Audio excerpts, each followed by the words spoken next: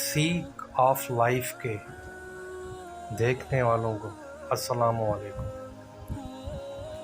آپ کی سماعتوں کے عرض خواجہ نظام الدین اولیاء کا ایک قصہ بیان فرماتے ہیں۔ خواجہ نظام الدین اولیاء رحمۃ اللہ علیہ کی خدمت میں ایک عالم، صالح، متقی بزرگ بیعت کے لیے حاضر ہوئے۔ سارا دن وہ بزرگ حضرت خواجہ نظام الدین اولیاء رحمۃ اللہ علیہ کی معمولات کو دیکھتے رہے کہ مخلوق خدا کے ساتھ مصروف رہے ہیں، لوگوں کے مسائل حل کرتے، ان کے دکھوں اور غموں کے سننے کے بعد ان کی حسب حال کچھ نہ کچھ مدد فرما دیتے، دعائیں کرتے رہتے۔ رات کو اس بزرگ نے جانے کی اجازت چاہی۔ آپ نے پوچھا کہ یہ تو بتاؤ کہ آئے کیوں تھے؟ انہوں نے عرض کیا، بزرگ میں آپ سے بیعت کے لیے آیا تھا۔ آپ نے فرمایا کہ بیعت کیوں نہیں کی؟ کہنے لگے، صبح سے آپ کی معمولات دیکھ رہے ہیں، سارا دن آپ مخلوق میں گھرے رہے، اللہ کے لیے کون سا وقت نکالا؟ صرف نماز پڑھی اور بقایا وقت مخلوق کے مسائل اور معاملات کو نمٹاتے ہوئے ہی گزر گیا۔ اسی لیے میں نے فیصلہ بدل لیا کہ بیعت کے لیے کوئی اور جگہ ڈھونڈتے ہیں۔ خواجہ نظام الدین اولیاء ہنس پڑے، فرمایا کہ حضرت، ہمارا دن بھر کا حال تو آپ نے دیکھ ہی لیا، ایسا کریں، رات بہت ہو گئی ہے، ہماری رات کا بھی احوال دیکھ لیں۔ اس پر اس بزرگ نے کہا، چلیں جی، آپ کی رات کو بھی دیکھ لیتے ہیں۔ پھر رات ہوئی تو خواجہ نظام الدین اولیاء آپ نے عشاء کی نماز پڑھی، معمول کے کچھ وظائف کیے اور سو گئے۔ وہ بزرگ خود ساری رات مصلی پر بیٹھ کر تلاوت کرتے رہے، نفل پڑھتے رہے، ذکر اذکار کرتے رہے اور سوچتے رہے کہ ان کی بڑی شہرت سنی تھی، نہ جانے کس طرح لوگ ان کو مانتے ہیں اور بیعت کرتے ہیں۔ تہجد کے وقت حضرت خواجہ نظام الدین اولیاء اٹھے، چند رکعات تہجد کی پڑھیں اور پھر نماز فجر ادا کی۔ وہ بزرگ آپ کے معمولات دیکھتے رہے۔ فجر کی ادائیگی کے بعد آپ نے اس شخص کو سلا دیا۔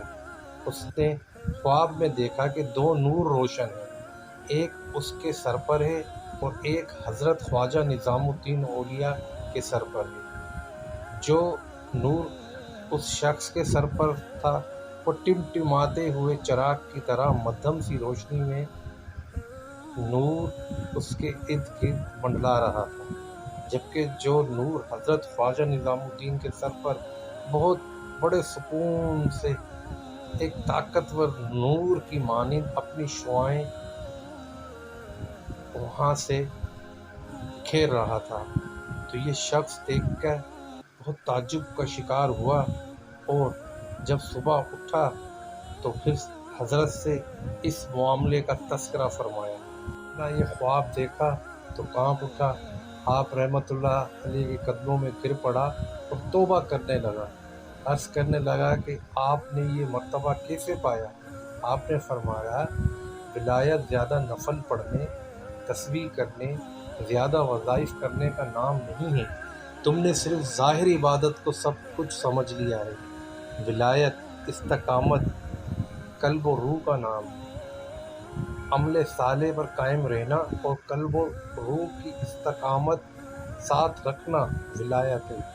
تم نے ساری رات عبادت میں اسی دھیان میں گزاری کہ میرا ولایت میں کتنا درجہ ہے اور اس کا کتنا ہے۔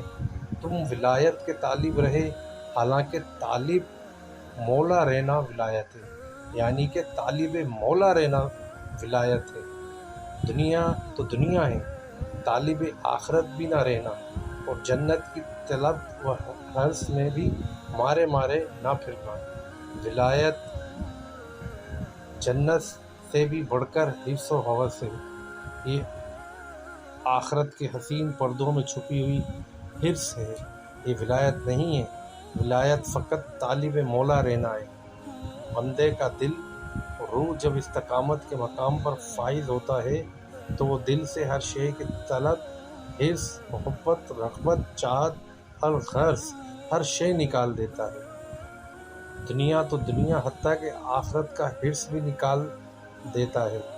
اسی لیے اگر روحانیت میں منازل چاہتے ہو تو صرف طالب مولا رہو، اللہ کی چاہت میں رہو کہ آپ کا ہر عمل اللہ کی چاہت کے لیے ہے، پھر اس میں کسی چیز کی حرص کا سوال ہی پیدا نہیں ہوتا، اس پہ پھر اللہ پاک آپ کے درجات بلند کرتے جاتے ہیں، اور خدمت انسان کے اندر رہتے ہوئے ان کے مسائل کو حل کرنے میں اللہ آپ کی مدد کرتے ہیں، وہ سب جانب اللہ ہو رہا ہوتا ہے، جبکہ دیکھنے والے یہ سمجھتے ہیں کہ جو صاحب آپ کے مسائل کو حل کرنے میں کوشش کر رہے ہیں یہ ان کی قوت اور ان کی معرفت ہے، جبکہ یہ اللہ کی طرف سے دی ہوئی ودیت کیے ہوئے قانون کی رحمت کے معاملات ہیں۔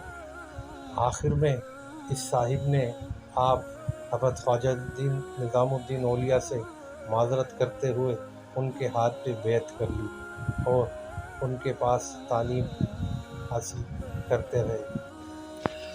آپ سب سے التماس کہ آپ نے ہماری ویڈیو دیکھی، اس پہ کمنٹس کریں، احباب کے ساتھ شیئر کریں۔ جزاک اللہ۔